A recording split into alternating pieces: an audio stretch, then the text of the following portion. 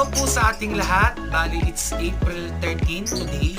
Bali, ipapakita ko lang po sa inyo yung itsura ng free shedding ng isang adult iguana. Bali, ganito po siya. Ganito po yung itsura. Yan. Minsan nauuna po sa ulo. Then, sumusunod po sa dulas niya. Then, pwede niyo po siyang magbalat. Ganito po yung itsura niya. Para rin pong sa ahas, pero mas manipis po yung sa iguana.